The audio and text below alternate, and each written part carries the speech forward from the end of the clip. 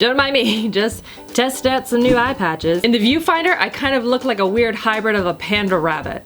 Like a prabbit. Actually, think about it for a second, how cute would that be? Like a really miniaturized version of a panda bear with big long bunny ears? Oh, I want to adopt one. Hello everyone, I'm here today to share with you guys a new 5 first impression. I'm going to be testing out a whole bunch of new products from the drugstore that have just recently launched. And I'll also be doing an update for you guys at the end of the day to see how everything wore, and we can talk about the products in terms of longevity and all that fun stuff. I hope you guys enjoyed this video. Give it a big thumbs up if you do.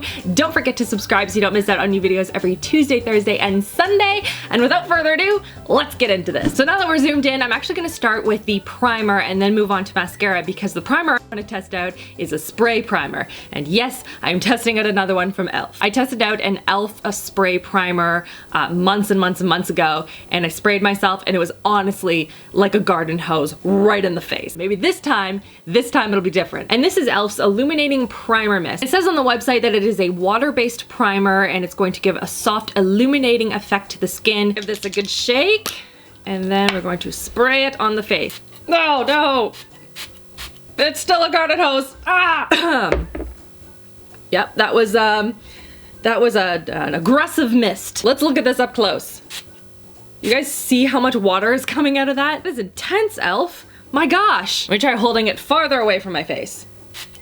Nope, still really aggressive. Oh my goodness. Well, at least it's like drying down really nicely. The thing that's kind of weirding me out is I don't really see any sort of like illumination at all. Honestly, I was kind of expecting this to feel a lot more refreshing on the skin, but the water seems to evaporate really quickly, and then my skin feels a little bit on the tight side right now. So that's a little disappointing. Definitely not seeing a huge amount of illumination, which is gonna be completely covered up anyway with the foundation I'm gonna be testing out. Stay tuned for that. Also, since I've had these on for a while, I should probably tell you what they are. These are by e.l.f. They're charcoal hydrogel under eye masks, and it says here that you can use them to help awaken the under eye area prior to makeup application, so I thought it'd be a good time to test them out. And it's supposed to plump, detox, and soothe the under eye area. And so I've had these on for about like 10 minutes now. It feels a little bit tingly underneath the eyes, but it's definitely not irritating my eyes in any way. So now we go and take them off, and we'll see how they help with makeup application. So for my under eye area, like wow, what a difference after you take those off. Having stared at myself for the last 10 minutes with these on, that is a big change. So for my under eye area, definitely does look a lot less puffy. I like them so far. We're gonna start with mascara first before we go on to foundation and everything. And the one that I'm going to be testing out today is by Maybelline. This is their Total Temptation Mascara. So it says here on the website it's going to build bold volume and create irresistibly soft, separated, and fluffy lashes coat after coat. I guess it has coconut extract in it and a whipped formula, so it's very easy to layer. And 85% saw bold, full volume with no overload, 92% saw lengthened lashes, so we'll see what this is all about. It's very highly rated on Ulta's website. Who's to say though, I'm very picky when it comes to mascara. And I think I saw somewhere that this has a scent to it. Did I just make that up? Like, it kind of does. It's very faint, but yeah, it doesn't have a weird smell to it. It's kind of nice. In terms of the wand itself, as soon as you take it out of the mascara tube, you definitely have to wipe off the edge because you get a lot of product on there, and it has a ton of bristles here. Lots of big fluffy bristles. Okay, right off the bat, the actual wand itself is very difficult to hold because it has this flat top and it's very bulky compared to other mascaras that I've used. So I'm finding it difficult to like, how do I hold this? That is what my lashes look like after one coat. That is not bad. I kind of like it.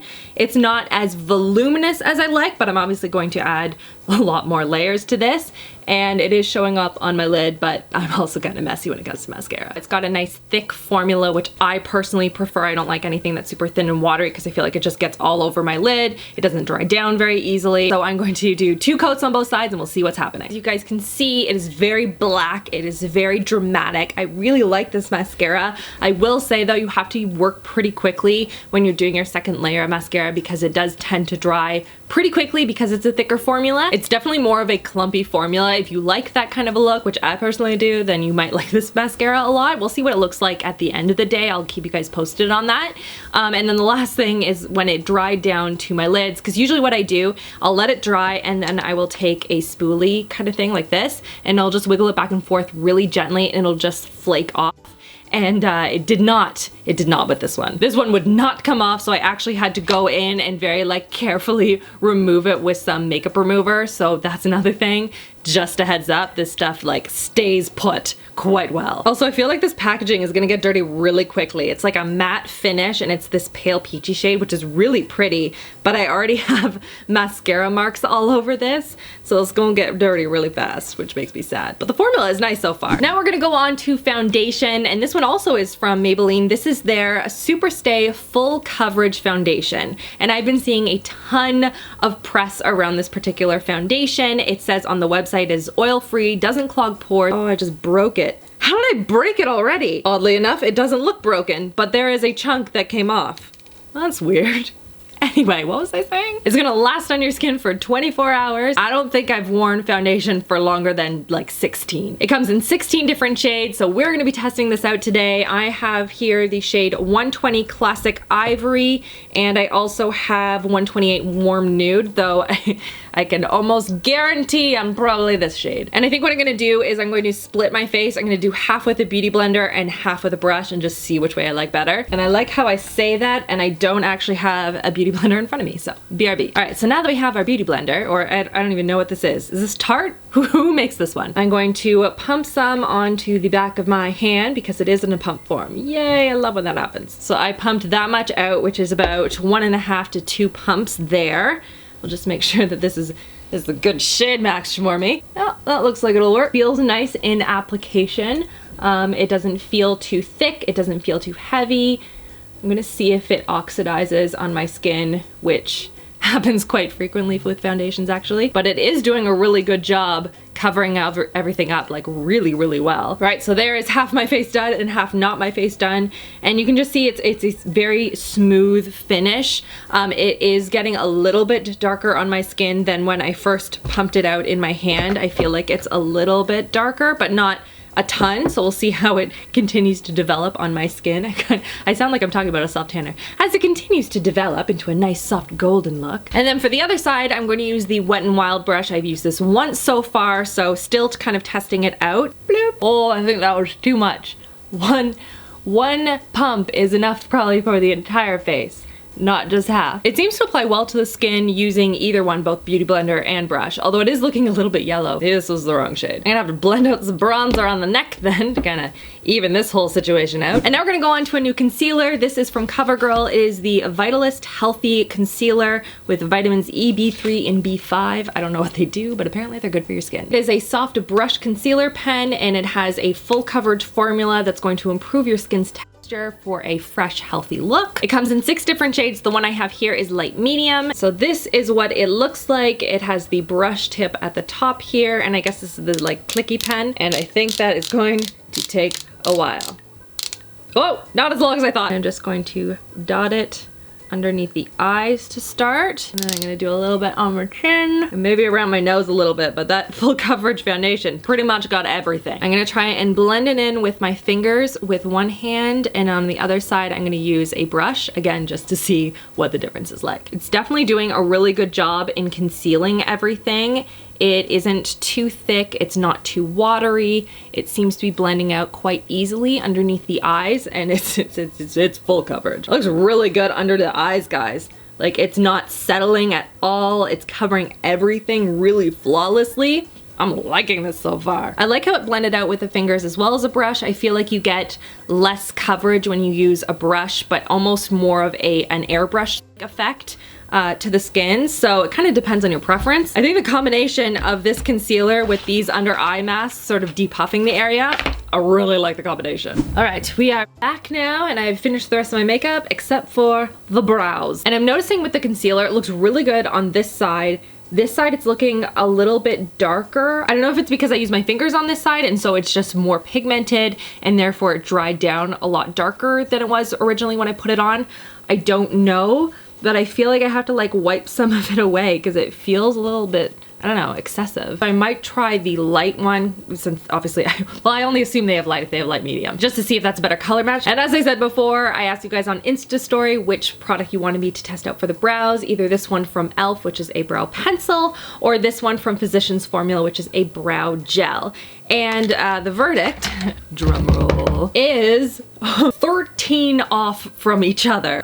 So I guess what I'll do is I'll do one of each. We'll see which one's better. So we'll start with this one from e.l.f. This is their brow pencil. It's a very, very fine tip right there, which you can see. And the shade I have is, I believe, medium brown. Does it say on here?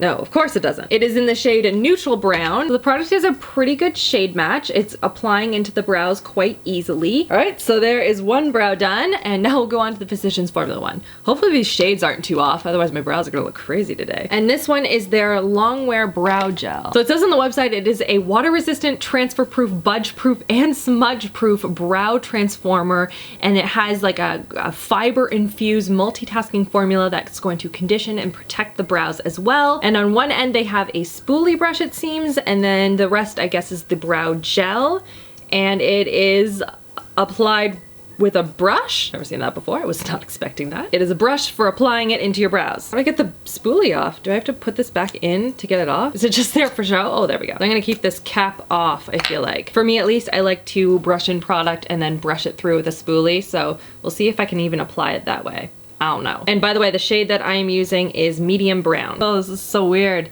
It's like paint. Oh, and it doesn't even matter if I have it out because I can't turn this around to use a spoolie until this is like back in the jar, so that's a little bit annoying. So in applying this, I think it's almost, the shade is too light for my brows, so I'll have to see if I can find a darker shade and see if that makes a difference. And I feel like painting it on doesn't work as well as almost like stamping it on. Like you can see the difference even between this brow and this brow. This one's much more defined and precise than this one. I think it's kind of a preference thing. I'm kind of curious to see how long wearing this is and what this is gonna look like at the end of the day versus this one. I don't know, I think it does take some getting used to. I'm not sure that I love this yet. The packaging is a little bit annoying to use. And now that this one's done, I feel like I have to rough up this one a little bit and make it look not so precise. Because I mean, I gotta make my brows look like a little bit matching. So there's the final look there using all the products that I tested out. That was a lot of fun, a lot of new, interesting new products from the drugstore. So I am going to go about my day now and I will check in with you guys in a couple of hours and we'll see what this is all looking like. Hey guys, it is the end of the day. I'm wearing my glasses because my contacts are driving me bananas. Like they just had something like stuck on them and I couldn't get them off. Any of you who wear contacts have that same issue? Like, drives me crazy. And so because my contacts were bothering me, I was taking them in and out to try and fix them. It wasn't working. I was trying to be as careful as possible, but do want to keep that in mind just when I'm sort of judging whether this makeup is working or not. So first I want to start with the foundation, and I have a couple things I want to say about this. Number one, the shade that I chose felt too dark. It oxidized quite a lot on my skin. I still have a mark right here of where the foundation was when I was applying with the Beauty Blender, and it's still there, people. I've washed my hands so many times, it's still right there. But it's so much darker than my actual skin tone, so I will try a lighter shade and see if that's still an issue, but that is just something that I noticed. Also, it's looking quite heavy in the area where I tend to have enlarged pores, so I think that's partly because I didn't really see anything super fabulous from this particular e.l.f. primer, so I'll try a different primer. I'll try something that has more pore filling benefits and like more blurring and stuff like that, and see if that's any better. The product is still on my face. It's still like covering a lot. It definitely was not transfer proof though. I was noticing it like on my kids' clothes. I was noticing it when I was blowing my nose, like I had like a ton of foundation on the Kleenex. But I do like by the end of the day how my skin looks, so I will continue to play around with it. Now on to the concealer. Now with this, I will say that applying this and blending it with a finger was like definite. I will never do that again. I will show you guys close up what I'm talking about. Granted, half of this is because I was taking my contacts in and out, but you can see how much darker it is than the rest of my skin and the rest of my makeup. It looks very smooth. It's very like abrupt, and the color just does not match my skin tone at all. I do like it on the side where I blended it out with a brush though, so I think I will use it again with that method, and I will try a lighter shade as well and see if it just blends into my skin a lot better. Now onto the brows, and I think by end of day, I think I prefer the side that has the e.l.f. one. I don't think that the Physicians Formula one is bad necessarily. I think that the color was off for me, which is why it looks like I have like a bald spot on the outside part of my brow. I think it's just too light. I didn't like the actual like product packaging itself. I don't like that you had to like take this, apply it, put this back together, then take off this lid to brush the product through, then replace the lid and go back. I don't think that the actual gel itself is bad. I just think that the packaging is a little bit clunky and it makes it difficult to use. Now for the mascara, I gotta say, like, my lashes still look really good. They haven't fallen, they haven't flaked, and considering I had to take my contacts in and out, that's pretty impressive that it's still in place. So I like this. I will continue to use this. I think that's all the products now. So now I'm gonna wash everything off my face. Good night, everyone. And that's everything for this video. Give it a thumbs up if you like these whole 5 first impression type of videos, and if you have any requests for future products to be included, leave them in the comment section below. I would love to hear from you guys. Don't forget to subscribe so you don't miss out on new videos every Tuesday, Thursday, and Sunday. And that is everything. I hope you guys are having an amazing, amazing week so far, and I will see you guys all in my next video. Love you, girls. Mwah.